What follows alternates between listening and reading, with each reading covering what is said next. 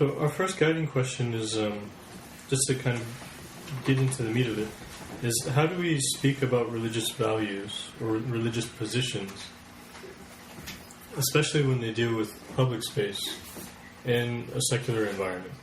So as political actors, perhaps even as social activists. He mentions in the course of the talk, and the course of the radio show, Calhoun mentions that the problem with most people's understanding of secularism today is that, as Taylor mentions, it's a subtractive framing. Secularism is there because we believe in this story of progress, and one day religion will be subtracted from individual and public thought processes. We'll enlighten ourselves with the use of reason and rationality. Religion will die and wither away.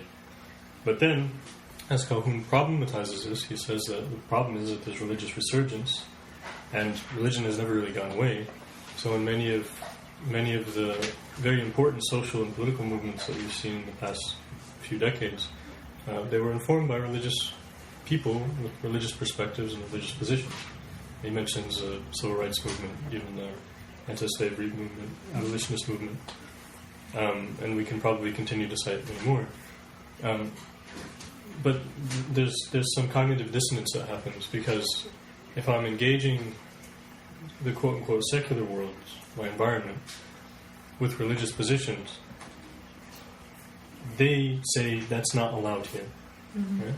So Kim Davis, this is a moral stance that maybe she's taken, because she believes, perhaps, I'm speaking for her, I don't know her argument, but perhaps that the Bible tells me that homosexuality is a problem. It's a moral problem for me to sign off on homosexual marriages. So what do I do here? She can't say that. She probably does, but what I'm saying is like the family values kind of perspective that came out of the Republican space. They would make separate arguments, right? Like the dissolution of the family. It's not about the dissolution of the family, really. It's about my moral perspective is informed by something that's perhaps extra-rational, super-rational, revelation. But I can't engage that discourse in social and political discourse. So you create a separate discourse to legitimize your position on rational grounds or on grounds of necessity or whatever. But is that a good way? Is that a good strategy as religious people? If we agree that religious perspective should enter the public space, is it a good idea to cloak religious perspectives in quote-unquote worldly positions? Second question is, from a Muslim perspective, are religious values only mandated by divine command? Or, as some perspectives say, that each religious ruling, quote-unquote divine ruling, we'll leave the word religious out, divine ruling has a worldly purpose. So you could then talk about that worldly purpose without appealing to divine command. Mm-hmm. Or should we just not play that game and just say, look, God tells me X or whatever, and you guys have to deal with it. Kind of impose your religious perspective. So at that point we're talking about the individual? Individual or communal. We can also speak communal. So we saw, like we mentioned, the conservative Christian movement, evangelical movement in particular, and we see this with Catholics today as well, with issues like abortion, homosexual marriage, etc. They try to find discourses that don't appeal to the divine to legitimate their position in the public sphere. Is that a good way of dealing with things? Is there another way of dealing with things? Is this conversation about how the secular is constructed, does that allow us to step in and say, look, let's rearrange all this stuff in the first place before we can even talk about the particulars? We want to say we should enter the public realm with religious speech and discourse. So, just as an example, the Supreme Court case on same-sex marriage, the arguments that the defenders of the state laws that that bans same-sex marriage, their arguments were things like, was stuff like it affects how children are raised, it kind of destabilizes the definition of marriage, it's about protecting children, when, number one, those things, and so the court kind of handles these arguments and rightly kind of poo-poos them and knocks them down because they're kind of bad arguments, right? So, but it's kind of an unfair game because that's not the real reason. Sorry, the bad arguments because? They're just bad arguments. Because we can probably empirically show that exactly. children raised by same-sex couples are not crazy. Exactly. So they're bad arguments, but it's also kind of an unfair game because that's not the real reason that people want to ban same-sex marriage. Those are just kind of substitute arguments. So what are the real reasons? So I'm guessing the conservative Christian movement, it's about their understanding of the Bible or God's law or whatever. I guess religious or cultural reasons. I think those are the real reasons. It's not about some empirical belief about how it affects children. So I think that's an example of what Trent was talking about. I think the conservatives showed us that, like, the question you posed, is that a good idea to cloak it in this discourse? I think the conservatives showed us that it's not a good idea because overwhelmingly I think people dismiss white conservatives as just absolutely insane because when you try to legitimize a certain argument, and of course they do censor and limit themselves to a certain degree, like, less so now I think than before because it seems like there's more openness when it comes to certain things, and I think there are some candidates, after watching too much of the Republican issues, there seem to be candidates who are very adamant in just saying, like, well, this is what God wants. And there's less censoring there, but when the censoring is at a maximum, when all of these things are cloaked in the abortion issues, and these things are cloaked in just layers and layers and layers of totally, spurious, like, data and stuff, I think it's not a good idea because eventually those things will fall apart because people who are actually better at finding data are going to eventually dismantle those arguments. So if the question is for Muslims whether we should do these kind of things or just religious people in general, yeah, perhaps there is a rational, identifiable reason for why all divine commands are there, but it may not be that those reasons are even palatable to America. So, I don't know, maybe a command is there for a reason that most people in America would find abhorrent. Even if you give them a perfectly rational reason, they'd still find it abhorrent because of some inner assumptions that Americans hold. So, yes, I think it's possible to, present things in a rational light, even if they're divine commands, and of course, a lot of the time, a lot of that presentation is speculation. I think it's helpful to do that, but we have to also be honest about that. Yeah, yes, we might have a reason, but you may not like those reasons. You may feel the same way as if I just said, "Well, God just wants me to." It might sound the same to you, But then I guess what I think about is then not like what's the risk, but yeah, kind of like what's the risk. I mean, if you go the other way and you just say, this is what my doctrine states, and this is what God says, and this is my belief. I feel like people then sort of put you in a corner. And it's kind of like, okay, pushing you aside, you're crazy and all you care about is that, and we're just going to continue with our, rational approach to the world. So then, where do you go from there? That's just, like, where I stop. Do we then, support and stand with that stance, and then hopefully maybe things will change and people will not just put us in a corner and take us seriously and start to take us seriously. So I don't know. I think people put Muslims, well, if we're talking about Muslims, but people put you in a corner regardless, and I think we've seen that time and time again. So, I mean, I feel like in the context of American Muslims and Islam in America, like, there are those Muslims who have tried this experiment before of creating the quote-unquote moderate Muslim, compromising principled, like, beliefs of their faith and shifting them around to fit a mold that is more acceptable or digestible by the American, quote-unquote, like, phony kind of secular public. But that's they've done that before. There's a lot of progressive Muslims who do that still. And what's interesting is after decades of doing that, the end result is still the same. When a political situation or a conflict arises and Islam is put into question yet again, these people are put in the corner with everybody else.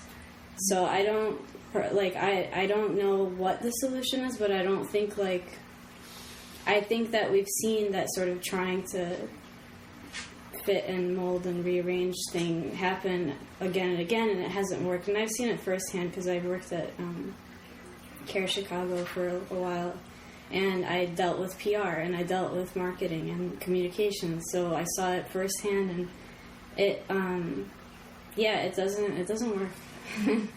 That's my opinion. It doesn't. I mean, Obama was put in a corner because because he had some sort of tangential relation with the Muslim, he was already put in. He's not even Muslim, and he was put into a corner. So I don't know how realistic it is to think that Muslims can ever really avoid being put into a corner, especially since devout Christians are being put into a corner on the suspicion that they're Muslim. But isn't our one of our tasks to bring some sanity to the public space? Because the issues are not, everybody's functioning down here when the issue is one that's up here, which talks about what kind of society do you want to have? What's permitted in the public space and what's not. Where everybody seems to be wanting to run away from boundaries when there have to be some boundaries. And the most foundational of those boundaries is in the moral life. Right? Mm-hmm. Because you can't pursue issues of justice or anything else if there are no boundaries. And whether Muslims like it or not, or anybody else, our kids, for me, grandkids, have to go to school with, interact with, and go to work with, and in very real ways, depend upon a general understanding of those boundaries. So I think there's a great need and a role that Muslims can play in offering some sort of public good. I think it down to the level of an individual. The way I grapple with these questions is it's the reality of it all is that a lot of us going to Jummah, for those that go to Jummah, that is your weekly Islamic knowledge. You know what I'm saying? For them, really? Well, I'm saying, I'm speaking on my personal. This is a refreshing conversation. And I'm glad it's consistent and it's a monthly basis. It gives me some structure for me to operate around. But I don't have statistics on this, but people aren't going to the reading room in packs. I wish people were, right? But for the most part, it is around maybe 10 to 12 people on a good day. What I mean, so to bring it back into the public good piece is that I think a lot about akhlaq. What does that mean? In this space of taking a very rigid approach of I don't agree with nothing that's popping off over here in America. I'm not saying I don't. But if you were to take that stance, how do you relay decency to your counterparts in this space? Do you totally tap out? Or do you engage? Or do you actively, or do you take this apolitical stance where you're selfish in a big regard because you're not committed to anything yet at that point? And you're trying, and you don't even want to leverage whatever power that you have in the collective or your own intellectual capacities, your interests, or just America appreciating individualism itself. What if you are to be that cool guy that is the Muslim at the same? And that's what I'm to tie into this piece about the moderate. It's in hopes of that, of I can be the cool Muslim guy that is authentically American and enough Muslim. So, and then you hear in this Ben Carson cat is he says things along the lines of, you shouldn't believe in Islam, but you can be a good, like, I would want to see a Muslim that renounces Islam, like a Muslim president that renounces Islam. How does that what? That don't make no sense. So, Ben Carson is totally miseducated on Islam, but then it ties in this other piece of who is Ben Carson choosing to engage with that are Muslim in this power structure. Who are those Muslims who are at the table speaking for all of us? And the other piece is what are their values at the end of it? So I think there's certain things of like, let me speak more affirmatively. We need an agenda, and we need to say, okay, cool, this is what America is tackling. This is what the issues that are coming up in the legal institutions that we have here. But in this public piece, or this public good piece, how do we tie in something that is grassroots and it's just easy for people to attach to? Where it's as simple as just like this. When you see this is resistance. What's something that Muslims that can create where it's just, is it peace? Is it food? Is it culture? Is it good coffee? Like, you get all these BuzzFeed articles. Shout out Muslims for creating coffee. Like, okay, is that then facilitating dialogue? Like, what are we in the context of being black? Like, what you have hip hop. What does this mean for the international masses? You can either get commodified and turn into Rack City with Tyga, or you can be common.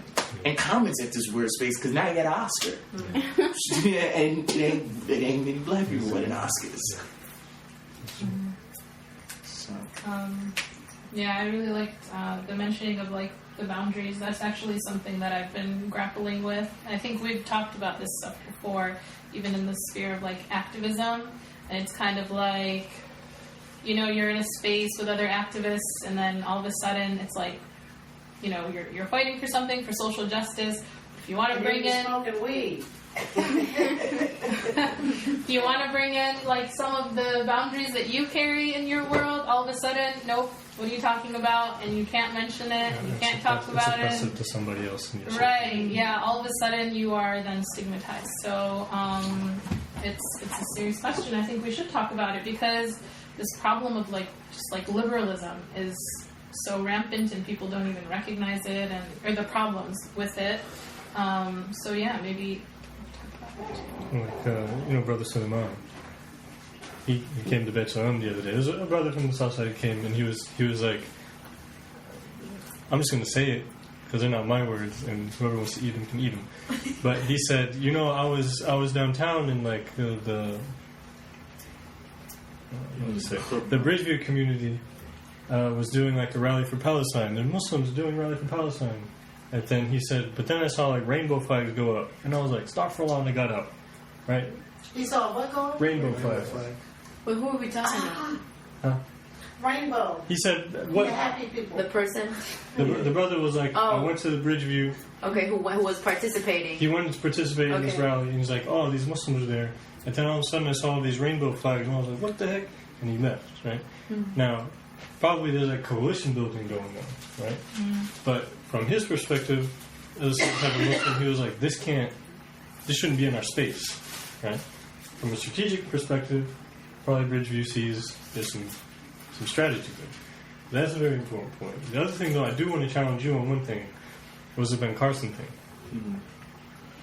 I think the problem is that Ben Carson is partially right. I was going to say that. I think that there are a lot of things that Muslims... I'll say this. I think there are a lot of things in Islamic intellectual heritage that do challenge America's conception of the social good. Mm-hmm. And I think that's all he was really saying, but he didn't know how to say it. Like when I see him, he's grasping for words and he's like trying to tiptoe and stuff. He doesn't know how to say it. Yeah, he doesn't know how to say it. He's like, look, they have, and whether we believe it, whether there's some way to reinterpret things, whatever, that's one thing. But if you look historically at Islamic legal texts, for instance, there's all sorts of crazy stuff that, quote unquote, stuff that Americans would consider crazy, and that would even challenge a lot of our own, as American-born people, our own sensibilities, right? But maybe they're right, maybe they're not.